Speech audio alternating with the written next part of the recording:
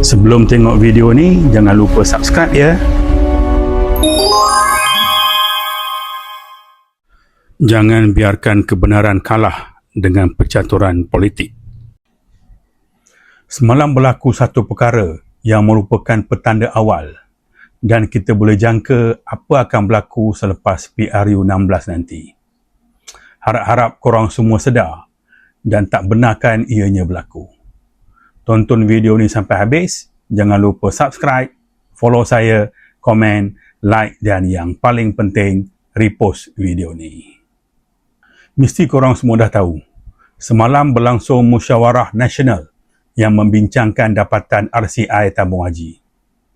Dalam musyawarah tersebut, mantan Ketua Audit Negara dan mantan Ketua Setiausaha Perbendaraan memberi penjelasan terhadap tabung haji. Pemimpin UMNO dan PAS juga turut hadir. Apa yang menariknya, selepas musyawarah tersebut, macam-macam komen dari pemimpin UMNO dan PAS. Penyokong-penyokong UMNO dan PAS pun bersorak sakan di media sosial. Bila saya ingat semula, perkara ni sama macam kes 1MDB dulu. Dan kita pun tahu apa kesudahan kes 1MDB tu. Orang yang pernah pertahankan kes 1MDB dulu masih ada dalam politik negara kita. Orang yang kata pernah jumpa penderma Arab pun masih berkuasa dalam politik negara kita. Sekarang, mereka nak buat perkara yang sama. Jangan salah faham. Musyawarah itu sendiri bukan masalah. Yang menimbulkan persoalan ialah siapa yang bermusyawarah dan apa tujuan sebenar di sebaliknya. Jika RCI sudah menjalankan siasatan dan menghasilkan dapatan, maka dapatan itu sepatutnya dibentangkan dan dijelaskan secara terbuka.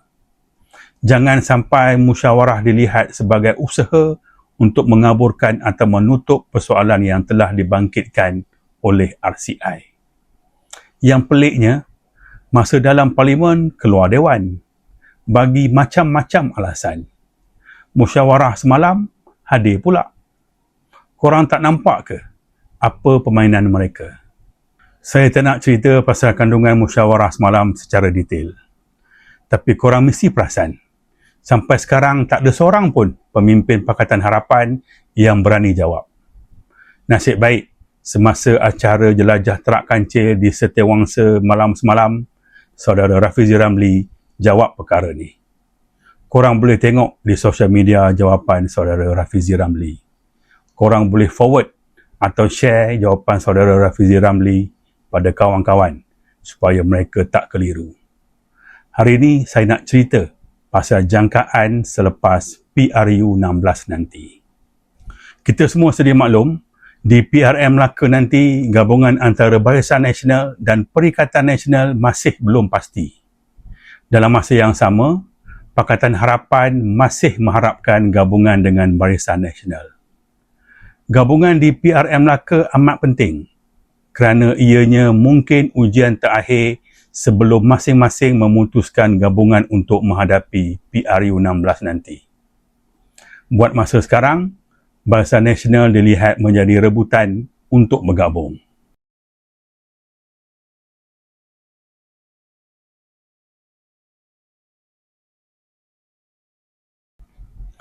Sekarang kita lihat kehadiran PAS semasa musyawarah semalam. Dalam parlimen pakat keluar dewan, tapi musyawarah semalam hadir.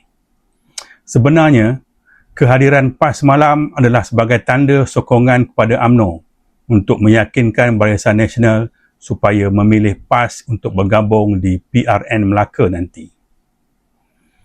Dalam masa yang sama, Pakatan Harapan tak komen apa-apa pasal musyawarah supaya UMNO Barisan Nasional tak kecil hati.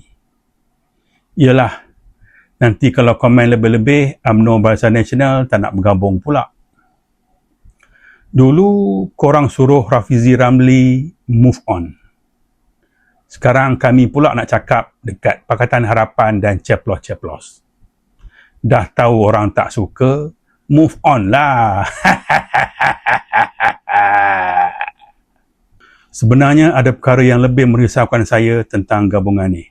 sama ada Barisan Nasional dengan Pakatan Harapan atau Barisan Nasional dengan Perikatan Nasional. Apapun bentuk gabungan masa PRU 16 nanti, yang pastinya Barisan Nasional yang akan untung. Dan yang pastinya RCI tabung haji akan dijadikan bargaining chip atau bahan tawar-menawar. Jangan terkejut jika mana-mana gabungan yang akan membentuk kerajaan selepas PRU 16 nanti, isu RCI tabung haji akan senyap. Kita semua kena faham bahawa isu tabung haji bukan melibatkan pendeposit sahaja, tapi melibatkan seluruh rakyat Malaysia. Tak kira agama, tak kira bangsa. Takkan korang tak nak tahu siapa yang bertanggungjawab? Takkan korang tak nak tahu apa kesudahan isu RCI tabung haji? Saya pernah cakap sebelum ni, anggaran pengundi masa PRU 16 adalah seramai 22 juta orang. 8 juta pengundi adalah ahli parti, sama ada Barisan Nasional, Pakatan Harapan atau Perikatan Nasional. Ahli parti pasti akan mengundi parti masing-masing. Tapi ada berbaki 14 juta orang pengundi yang tidak berparti. Saya mohon, 14 juta orang pengundi yang tidak berparti buat pilihan dengan bijak. Jangan undi mana-mana gabungan kalau tak nak tengok negara kita terus rosak. Habis tu, kalau tak undi mana-mana gabungan, nak undi apa? Ada satu parti yang tak bergabung dan tak terikat dengan mana-mana parti, iaitu Parti Bersama. Parti Bersama bukan saja tidak bergabung, tapi Parti Bersama bawa perubahan baru dalam politik negara. Politik yang berasaskan dasar, politik yang berorientasikan penyelesaian. Ya betul, sebelum ni saya pernah cakap, untuk berubah kita tak perlu menjadi ahli parti. Yang penting adalah undi korang semua.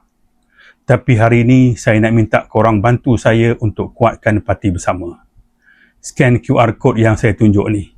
Kita sama-sama halang supaya RCI tabung haji tidak senyap. Kita berhak tahu siapa yang bertanggungjawab. Dan kita berhak tahu apa kesudahannya. Saya juga nak ucapkan terima kasih dan tahniah kepada Syed Razali, Mani Maran dan Ahmad yang telah berjaya menjadi ahli Parti Bersama di bawah saya. Untuk Muhammad Syuib, masih menunggu semakan. Akhir sekali, saya nak kita semua fikir satu perkara. Kita mungkin berbeza parti, kita mungkin berbeza pandangan. Tetapi dalam soal tabung haji, kita semua ada satu kepentingan yang sama. Kita mahu kebenaran diketahui dan mereka yang bertanggungjawab dipertanggungjawabkan. Jangan biarkan isu ni hilang begitu sahaja. Jangan sampai selepas PRU 16 nanti, apabila percaturan politik berubah, dapatan RCI menjadi mangsa kompromi politik. Sebab tu saya minta kita semua jangan hanya tengok, jangan hanya komen.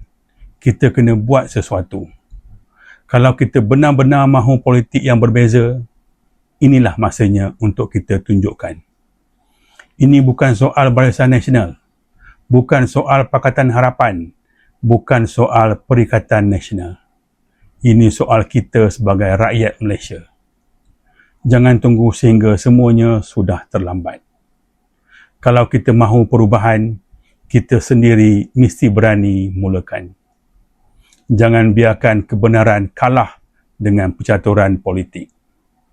Semoga jumpa di video-video akan datang. Terima kasih. Assalamualaikum dan salam sejahtera. Bye-bye.